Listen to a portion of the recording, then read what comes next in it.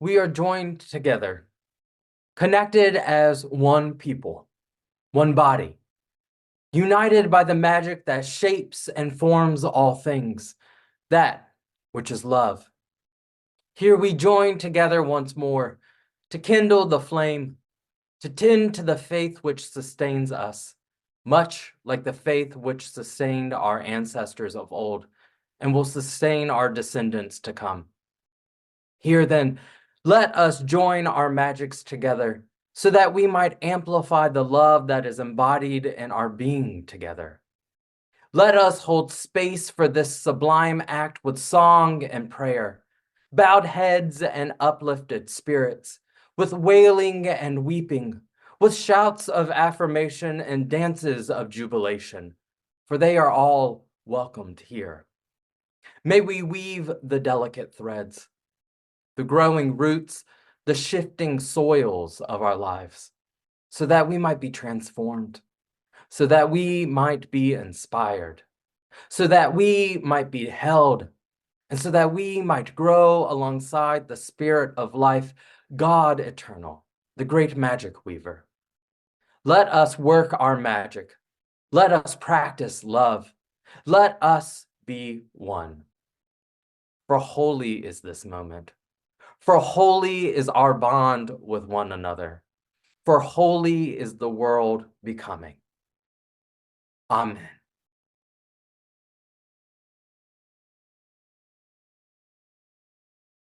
If I had the wings of a dove, wings that would take me where I want to go, I'd fly from the utmost way out into space. But no, no, no, no, there is no hiding place. If I had the wings of a dove, wings that would take me where I want to go. Sing, y'all. I'd fly from the utmost way out into space. Oh, no, no, no, no, there is no hiding place. If I had the wings of a dove, wings that would take me where I want to go, I'd fly from the utmost way out into space. Oh, no, no, no, no, there is no hiding place. If I had the wings of a dove, wings that would take me, wings that would take me where I want to go, I'd fly from the utmost way out into space. Oh, no, no, no, no, there is no hiding place. You get one more chance. If I had the wings of a dove, I'd have wings that would take me where I want to go. I'd fly from the utmost way out into space. Oh, no, no, no, no, there is no hiding place. Oh, no, no. Oh, no, no, no, no, there is no hiding place. Oh, no, no, no, no, there is no hiding place.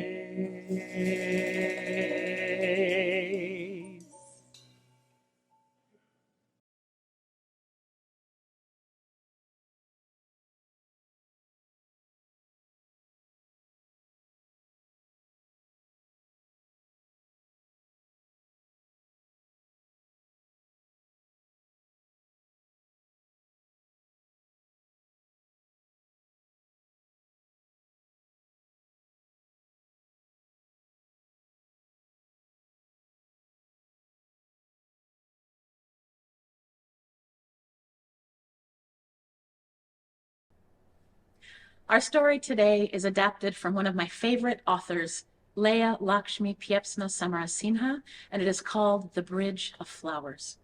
Now, I need you to know that this story is told in the voice of a young girl who loves her family very much. Here we go. I am quiet, and I listen a lot, and that's why I get to tell this story. So here's what happened. My mom, Soraya, is a witch. And that means that she listens to people talk and she makes potions for them out of flowers and dirt and rocks and sometimes even spit to help them with their problems. My Bapa, Kamau, is a scientist, and they spend a lot of their time looking at tiny pieces of moss under lots of different microscopes. When Mom and Bapa fell in love, they planted 2 trees, close enough together that they could be near each other, but far enough apart to have room to grow. So Mom cast a spell, and Bapa settled down lots of fertilizer, and the 2 trees grew quickly and really, really tall. Now, Mom and Bapa really love each other. They don't always love living together. Right, Soraya has a tendency to leave crystals and lipstick and bacon grease everywhere, and Bapa likes clean counters so that the bacon grease doesn't end up in their experiments. They fight about this sometimes. Soraya thinks that bacon grease and crystals and lipstick are part of the magic. Bapa says clean counters are magical too. So eventually, Soraya and Kamau decided to live close together, but also apart. And they built houses, tree houses, in those very same trees that they planted when they fell in love. And most importantly, between the 2 houses, they wove a bridge of flowers so you could get back and forth whenever you wanted to. That bridge had roses and sunflowers. It had little yellow flowers whose names I don't remember. It had cactuses, one of which was the parent of my own personal cactus, Agnes. You'll hear more about her later. It was a beautiful bridge, and it allowed us to go back and forth whenever we wanted to see each other. Now, my sibling Kumar, after a while, added a skateboarding ramp to the bridge. They would go to the bridge, do an ollie, land on the ramp, go around and do the whole thing again. It kept our family woven together. Me, I stay inside often, and I journal, and I'm quiet. Sometimes outside is just too much, but late at night, when the whole world is listening, I like to sit in the middle of the bridge and breathe. Now, one day, times got really stressful in the world, and Mom tried to help more and more people, and she picked more and more flowers from the bridge for her potions. And Bapa, they were doing more work to try to clean the air, and they took more mosses and lichens from the bridge. They did this work to support the community, and they picked more flowers and more mosses and more lichens. And one morning, when we went outside, we saw that they had picked too much, and the bridge had collapsed. Mom and Bapa started fighting about whose fault it was. We just don't have time to deal with this. And they went back to work. This is something parents do sometimes when they're stressed. But Kumar and I didn't think this was okay. Some members of the community suggested that we didn't need a bridge. After all, Soraya had a ramp, Kamau had an elevator. It wasn't as if we couldn't get to each other. But Kumar and I liked the ease of back and forth. What if I left Agnes in the wrong house? What if Kumar needed their backpack? We decided something had to be done. Now, I don't always get along with my sibling, but we talked about it and we strategized and we came up with an idea. So I went to Mom's cabinet, you know, the one she doesn't lock because she trusts us. I took some of her magical honey and her special dirt and seeds, and Kumar took lichens and mosses from Bapa's lab. And we came and we brought our hands together and we thought about what we most wanted. We closed our eyes and we wished for that to come back into being. When we opened our eyes, the bridge was back, but it didn't just connect our houses. It connected our houses and our libraries and the place where Soraya and Kamau go for organizing meetings. It connected us to the shelter and the food bank and all around the community. And the bridge was beautiful. So we went to wake up Soraya and Kamau to show them what we had done, but they were already awake. They were up late, working on saving the world. But they came outside with us and saw the bridge, and it was good. So it turns out that I have magic too, even though I'm quiet. Or maybe because I'm quiet, I have magic. And it's good to live with people you love and to sometimes have enough space for yourself and for growth. And the truth is that sometimes when we least know what we're doing, it's when we are at our most magical. And that is the end of our story.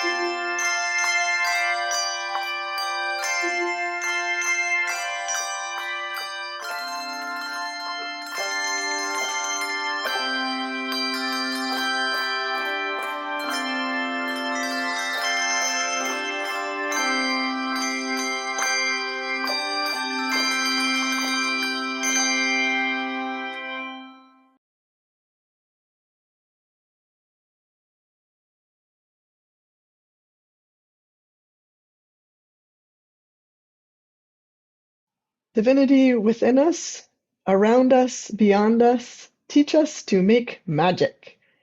The magic of inner reflection that helps us align our actions ever more fully with our values. The magic of empathy and compassion that can heal hearts. The magic of creativity that can help us find new horizons of possibility. The magic of nourishment for body and spirit that brings strength and joy. Help us in the week to come to find small, magical acts of love and intention that, like seeds, can grow into liberation and beloved community. May it be so.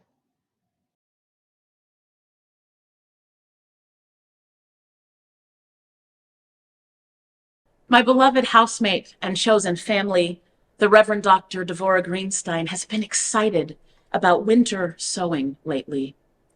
This is the practice of starting seeds outdoors in the winter months, long before most of us think about planting gardens.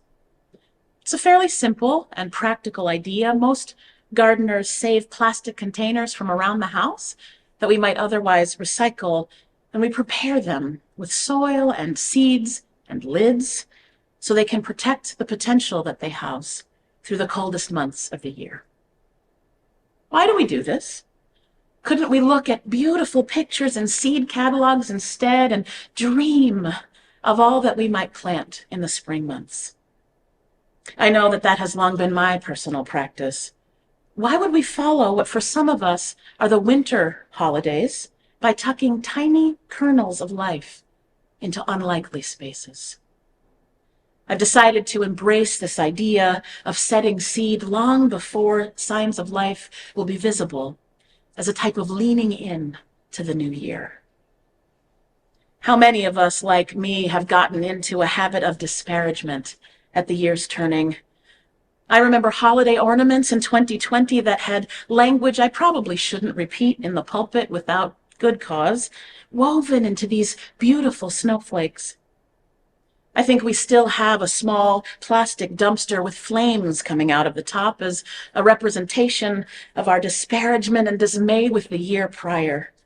I can't remember if it was 21 or 22. Politics, pandemics, and ideologies have turned what I used to associate with fireworks and other festive celebrations into a kind of creative dismissal of all that has come to pass in the prior 12 months.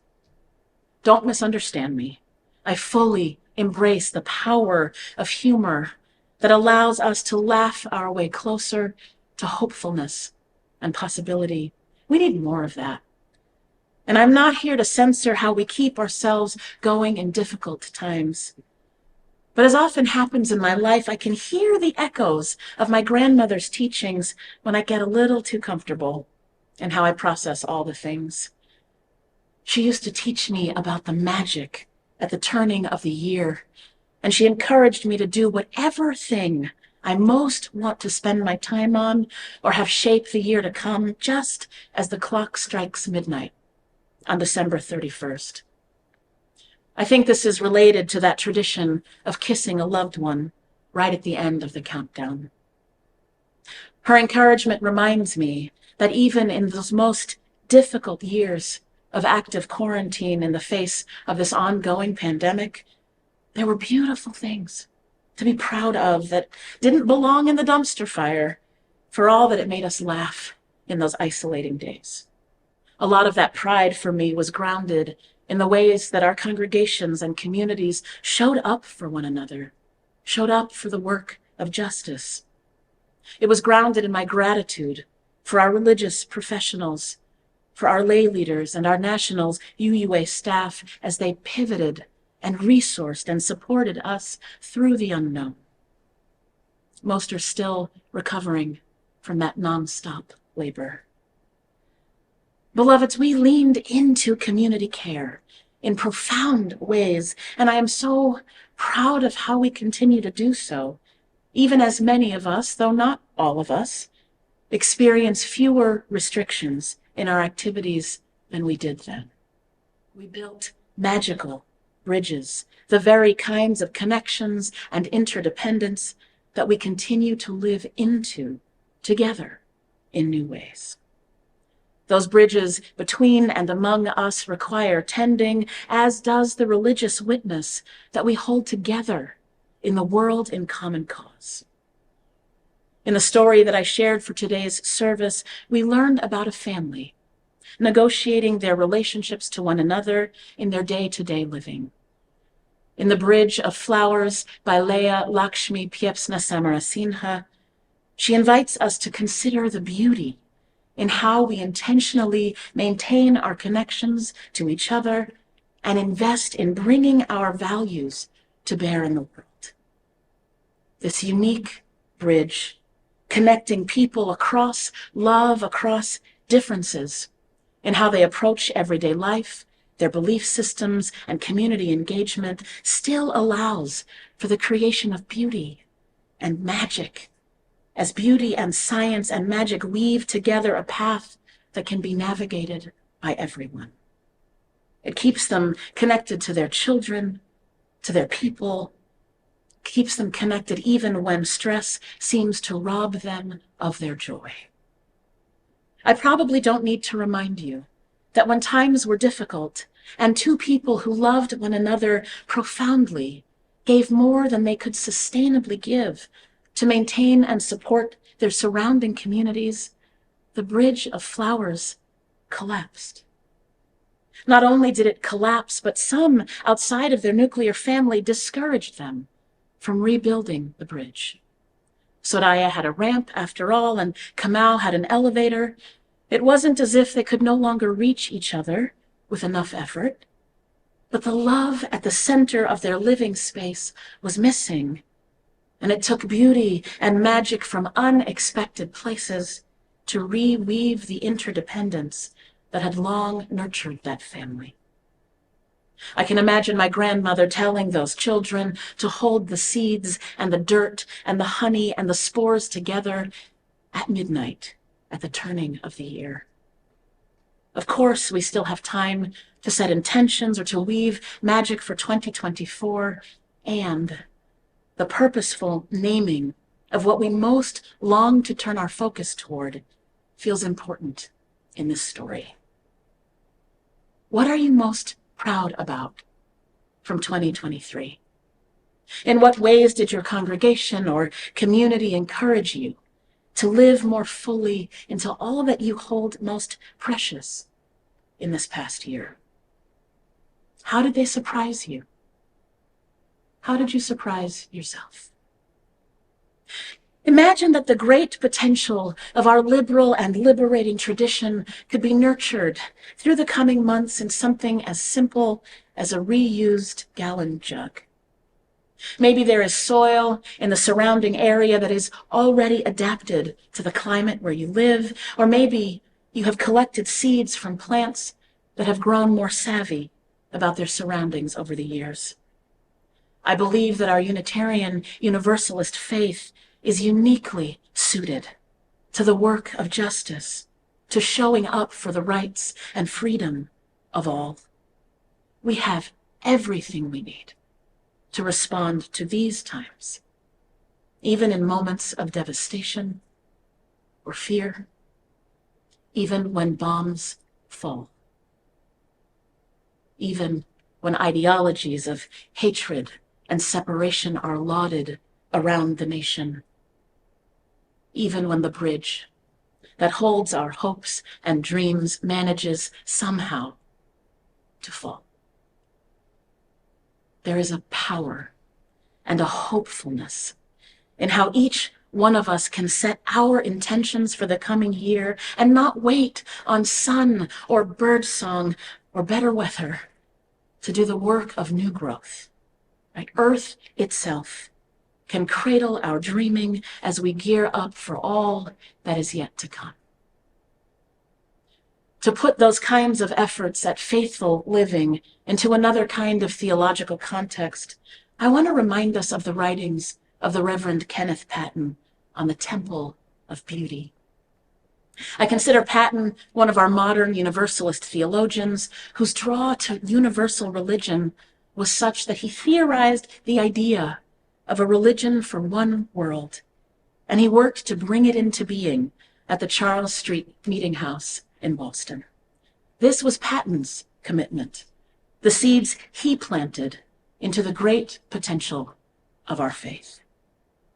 For Patton, universalism needed to be expanded. It needed to be made large enough to become an expression that included a universal humanity, universal peace, universal welfare, universal health, universal freedom, universal security, universal science and understanding. I can imagine him reweaving a bridge of flowers with these words from his 1964 book, A Religion for One World, where in trying to describe for us how we might learn to live together in community with all of humankind, he writes, "This is one world. You are one humanity. Live therefore in peace and till the garden of the earth. Make your days and the years of your children a glad time upon the earth." Patton believed that religion, when drawn beyond the bounds of any one culture, any one expression, or any one group of people, contained within it the possibility of bringing into being all that is most right in the world. So here, goodness, freedom, justice, understanding, kindness, consideration, and the dismantling of discrimination and prejudice all reach their most noble, compassionate, and complete dignity, grace, and power. It's a lot to expect from one universal tradition. But Patton believed that the potential for this possibility lay within reach, if only we could learn and find good ways to describe it, and to teach ourselves how to recognize it in its echoes through human art and human culture. Now, I know that we have learned a great deal about the dangers of trying to define one big T truth that is available for all people. Right? It's not the availability that is the issue. It's the likelihood that one dominant group's perspective will be elevated as the ultimate goal to the erasure of all other cultural and communal expressions. That is not what Patton is calling for. But still we know, right, to hold ourselves accountable to the impact of power in those scenarios. But what I most want to hold on to from Patton's thinking is the very practical idea that liberals need good language and ideals to describe the things that we most long to bring into being. Our very pluralistic approach to Unitarian Universalism can make agreeing on shared language difficult, and without it, it's hard to collaborate with one another or to hold on to all that we hold dear. For Patton, the highest ideal that we can strive for in all of our efforts is beauty. I don't think he meant that in a temporary or frivolous or vain kind of a way. He writes that unlike goodness or truth, words that we often lift as ideals in our tradition, beauty includes the highest expression of our values. Right? He argues that there can be truth that is not beautiful, goodness that is not beautiful, but that beauty as its core is both truthful and good. And he reminds us that every expression of beauty born of our human interconnections serves as a kind of prophetic witness to what might best heal this world. Patton calls us to build temples of beauty.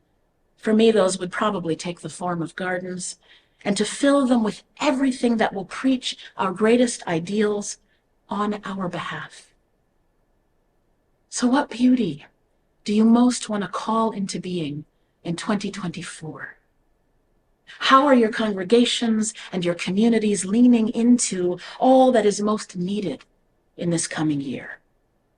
How are you helping to keep those bridges well tended? From the perspective that I am privileged to hold as the president of your Unitarian Universalist Association, I can tell you that there is already a lot to be proud of in our efforts in community. I hear from our field staff that care for each other far beyond the bounds and the limits of Unitarian Universalism remains the bedrock of this faith. I hear from our organizing strategy team again and again as they work with partner organizations around the country that they are thanked for the ways that UU serve as the dependable core of volunteer efforts for justice in their communities.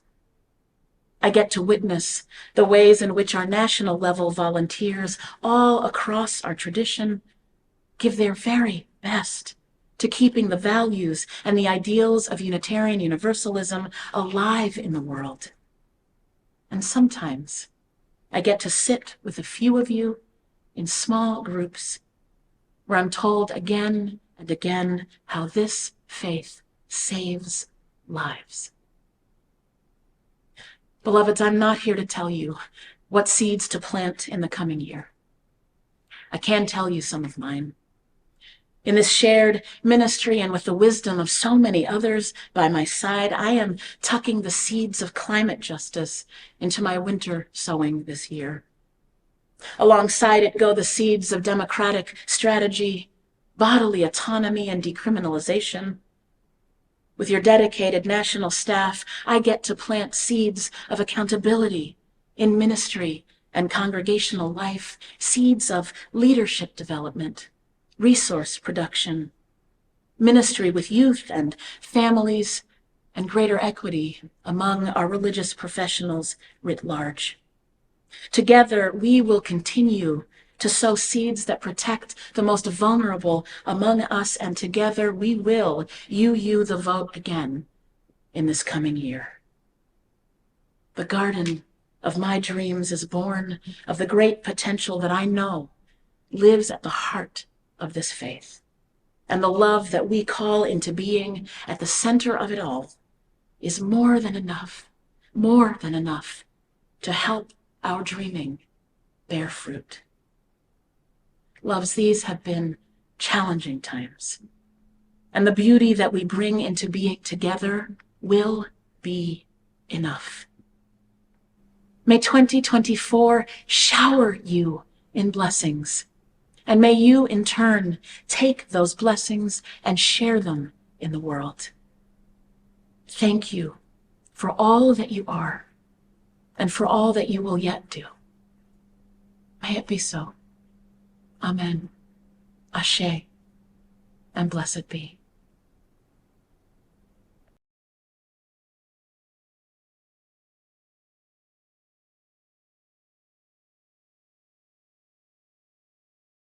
Sweet Spirit of light and love, sweet Spirit of light and love, sweet Spirit of light and love, spread your wings and shelter me. Spirit of sweet Spirit of light and love, sweet Spirit of light and love, sweet Spirit of light and love, spread your wings and shelter me. Spirit of sweet Spirit of light and love, sweet Spirit of light and love, sweet Spirit of light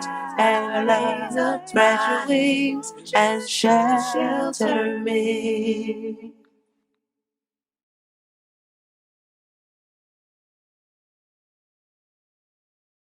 As we go forward from here, may we be ever open to the beauty that is all around us. May we remember that the mighty oak can be found in the smallest acorn, and may we find hope where there appears none. This is part of life's magic that is all around us. May we find strength by having faith that we are surrounded by beauty, oneness, love, connection, and the magic that is life. Let this connectedness carry us into our next becoming. Keep love and hope alive.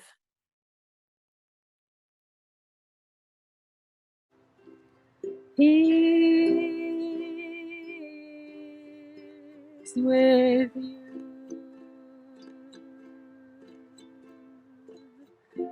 Comfort for you. Healing for you.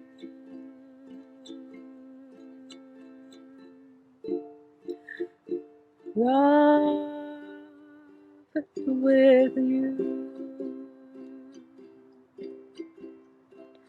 Peace with you.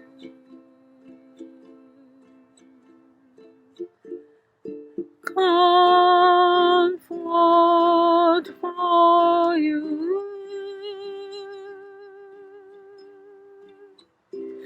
Healing